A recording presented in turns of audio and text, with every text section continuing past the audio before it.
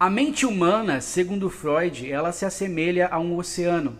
Ou seja, existe uma superfície desse oceano que você pode ver, que você pode enxergar e talvez até medir. Mas existe uma profundidade não calculada de um oceano. Acontece que a mente humana, ela contém o consciente, que seria a superfície desse oceano, e o inconsciente, que seria a profundidade desse oceano. O nosso inconsciente é que domina, é que influencia o nosso pensamento consciente. Quando a gente é informado de alguma coisa, quando assimilamos informações, quando as sinapses nos nossos neurônios trocam informação e adquirem novas informações, aprendendo coisas novas, tudo isso é colocado no nosso inconsciente e ali fica. De maneira nenhuma aquilo ali desaparece. Existem doenças, na verdade, neurológicas que podem sim afetar o modo como o nosso cérebro trabalha e afetar a nossa mente consciente. No entanto, o nosso inconsciente, ele pode ser preservado. E dependendo do estímulo a que somos expostos, o nosso inconsciente traz ao consciente, ou seja, nós sugamos da profundidade até a superfície aquilo que a gente precisa. Se você precisa se lembrar de uma informação quando você estuda para a prova, você estuda durante uma semana para fazer uma prova. Tudo aquilo que você estudou é jogado no seu inconsciente. Se ficasse no consciente, você enlouqueceria com tanta informação ao mesmo tempo. Então, nós jogamos no inconsciente e guardamos ali, como se fosse dentro de um armário. E na hora de fazer a prova, a gente tenta lembrar aquilo que nós estudamos. Tentamos trazer do inconsciente para o consciente, para a superfície do consciente e acessar essas informações. É basicamente assim que funciona a nossa mente humana. Mas a nossa mente, ela é mais complexa do que a gente entende. Ela é muito mais complexa do que a gente pode ser capaz de compreender até agora. Por exemplo, você entende o que são sentimentos ou emoções? Tudo isso influencia e muito na construção da sua personalidade ao longo da vida. O homem, ele é um ser sentimental, ele é um ser regido por emoções. Nós agimos através daquilo que nós sentimos. Se você tem apatia pelo próximo, você não se importa muito com o próximo, quer dizer que você se importa demais consigo mesmo. Se você tem empatia pelo próximo, significa que você gosta de compartilhar os sentimentos bons que você tem. Você quer ver também o seu próximo feliz. Mas o que na verdade são sentimentos, o que são emoções, que causam sensações em nós. Tudo isso, a nossa mente, consciente e inconsciente, ela está ligada ao nosso corpo. Porque dependendo do estímulo mental que nós temos, uma espécie de hormônio é descarregada na nossa corrente sanguínea. E dependendo do hormônio que é descarregado, produz determinadas sensações aos nossos corpos. Se você se apaixona por uma pessoa, se você sente aquele sentimento de leveza, de alegria, de euforia, de que tudo é maravilhoso, de que de repente o universo ao seu redor fica muito colorido e você quer abraçar todo mundo, essa sensação de estar apaixonado vai descarregar um hormônio na sua corrente sanguínea e vai te causar sensações. No entanto, sentimentos são coisas passageiras. Sentimentos são determinados por elementos passageiros. A alegria é uma sensação passageira. Imagina que você ganha na loteria neste momento. Você vai ficar muito feliz, porque você vai imaginar cumprindo muitos sonhos que você sempre teve, porque o dinheiro vai te proporcionar isso. Então você ganha milhões na loteria, você fica extremamente feliz, alegre. No entanto, essa alegria é um sentimento passageiro. A paixão é um sentimento passageiro. Tem muita gente que gosta de demonizar a paixão. A paixão, na verdade, ela é um sentimento muito belo.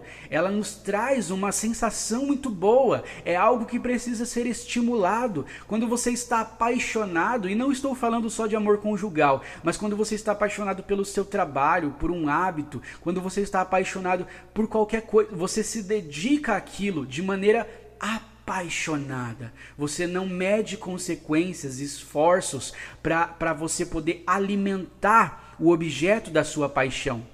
No entanto, paixão são sentimentos passageiros, são coisas que você recebe a partir de um emissor. Você se apaixona por uma pessoa, aquela pessoa inspira paixão em você, ela emite este sentimento. Paixão é um sentimento passageiro. Se você quiser continuar apaixonado, você precisa alimentar a paixão. Se você quiser continuar feliz, você precisa alimentar felicidade. Se você quiser continuar sentindo alguma coisa, você precisa alimentar aquilo. Como uma fogueira, você precisa continuar alimentando combustível, senão aquela fogueira apaga. Então, basicamente, sentimentos são elementos passageiros da nossa personalidade, da nossa psique, da nossa natureza humana. E isso vai afetar a nossa personalidade. Imagina um psicopata. Um psicopata, há rumores de que psicopata não tem sentimento. Eles não possuem empatia, eles não sentem ódio, eles não sentem raiva. O que um psicopata sente? É um vácuo na psique humana, na natureza humana dele. Então, como você define um psicopata? O que iria motivar um psicopata? Sensações. Sensações são o que motivam psicopatas. Psicopatas, eles não possuem a capacidade de assimilar sentimentos. Então, já que eles sentem que existe um vazio, algo que está fora do lugar, eles procuram produzir sensações. Porque, na verdade, a nossa natureza humana, ela nos dirige, ela nos governa, ela nos programa a procurar sentimentos a vida inteira. Você precisa estar sentindo alguma coisa. Você precisa se alimentar de alguma espécie de sentimento. Existem pessoas que se alimentam de tristeza, de drama. Pessoas que não conseguem ficar muito tempo sem ter algo para reclamar. Você conhece alguém assim? Uma pessoa que parece sentir prazer em murmurar das coisas, que parece sentir prazer em murmurar sobre a vida, sobre o que está acontecendo, sobre alguma coisa que queria ter e não tem, e quando alcança aquilo, ela desfaz, ela mesma destrói aquilo que tanto disse que queria, porque na verdade essa pessoa se alimenta de drama, de tristeza, esse tipo de sentimento. Tudo isso é passageiro. Um psicopata não entende esse tipo de coisa. Então o psicopata ele precisa produzir as sensações, mas já que ele não produz sentimento e os sentimentos são responsáveis pelas nossas sensações, como que ele emite, como que ele vai produzir essas sensações? Através de coisas extremas. É por isso que um psicopata ele tem facilidade em ferir alguém sem sentir a menor compaixão. Ele é capaz de ferir uma pessoa sem empatia nenhuma, porque aquilo causa uma certa euforia no seu sistema neurológico em si. Então o psicopata precisa alimentar a euforia para continuar buscando sensações. Nós buscamos sensações o tempo todo, mas existe uma coisa específica, que nós interpretamos como sentimento, mas não é um sentimento. É muito mais do que isso. Eu estou falando de amor. O amor, ele não é um mero sentimento, porque o amor, ele na verdade é o oposto de sentimento. O amor, ele é sacrificial. Você já parou para pensar no amor? O amor, ele não exige algo em troca, ele só doa. O amor, quando ele é dirigido a alguém, ele quer o melhor para essa pessoa. E a pessoa que se encontra amando fará de tudo para que o objeto do seu amor, para que a pessoa a quem ele emite amor, fique bem. Ele é capaz de dar a própria vida por aquele a quem ama. E nós, o nosso instinto natural, nos protege contra qualquer tipo de ferida, contra qualquer tipo de injúria. O nosso instinto de sobrevivência não permite o amor. Então o amor não é algo evolucional. A paixão, que é um dos sentimentos que imitam o amor, pessoas apaixonadas acreditam que estão amando. A paixão, na verdade, como nós já dissemos, é um sentimento passageiro. Mas o amor não é. A paixão, ela responde à nossa natureza, porque a nossa natureza nos determina como uma espécie reprodutora.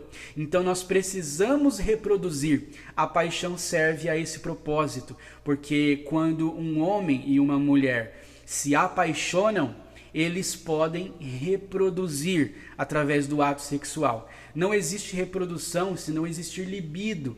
Então existe toda uma sequência de comandos que dá ao homem a determinação de reproduzir. Ou seja, os nossos sentimentos respondem diretamente à nossa natureza animal, ao nosso instinto de sobrevivência, às coisas mais elementares da nossa personalidade. Tudo isso nos mostra que nós somos animais. O behaviorismo estuda o comportamento animal. A psicanálise estuda os processos mentais. Mas não pode determinar o que é amor. Se eu te perguntar o que é o amor, você consegue me explicar? Dificilmente teremos vocabulário para interpretar o que é amor. Porque amor não é evolucionário, não serve para o instinto de sobrevivência. Como que você vai sobreviver se você está disposto a dar a sua vida por alguém que você ama? Então vai contra a nossa natureza. E o amor, ele é a coisa mais sublime que nós podemos estar expostos. O apóstolo João disse na sua carta: aquele que não ama não conhece a Deus, porque Deus é amor. Nós começamos a estudar a natureza divina no arquétipo do Deus Pai, e eu não pude desenvolver tanto o assunto lá, porque é mais fácil você desenvolver o assunto quando você estuda o objeto a quem você está dirigindo o amor. Nós estávamos estudando a natureza divina exclusivamente, mas quando nós estudamos a natureza divina em perspectiva ao seu relacionamento com o homem, tudo fica muito mais claro, fica muito mais fácil de entender, porque nós entendemos de relacionamento, porque nós somos feitos para relacionamento. Então, quando nós nos deparamos com o amor, nós entendemos que é algo tão sublime que não pode ser explicado. E Deus é amor. O amor, ele não pode ser aprendido. Você não pode aprender a amar. Você não pode desenvolver uma estratégia, você não pode descrever um diretório para uma pessoa desenvolver amor. Amor é algo que nasce, amor é algo que emana a partir de Deus e a partir de Deus somente. Pensa comigo, quando o homem pecou no Éden e foi expulso do jardim como consequência pelo seu pecado, a natureza humana se corrompeu completamente. A partir daí, todo tipo de egoísmo foi estimulado no homem. O homem precisou se proteger. O homem não queria ser destruído por Deus, não queria sofrer as consequências das suas decisões. Deus disse o seguinte para o homem: não coma daquele fruto. No dia que você comer, você morre. Você vai atrair morte para si. E a nossa natureza se rebela contra a ideia de morte, porque ela quer te manter vivo, quer te manter sobrevivendo. Você já teve uma sensação ímpar de quando você está dormindo e acorda num susto?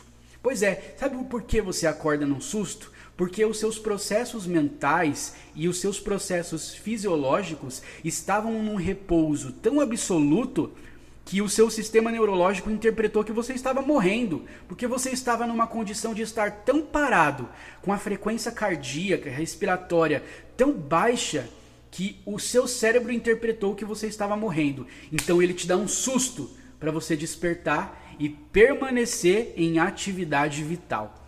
Ou seja, a nossa natureza quer nos manter vivos a qualquer custo. Então o que acontece? Quando o homem peca, todas as nuances da sua natureza relativas ao egoísmo começam a ficar ressaltadas.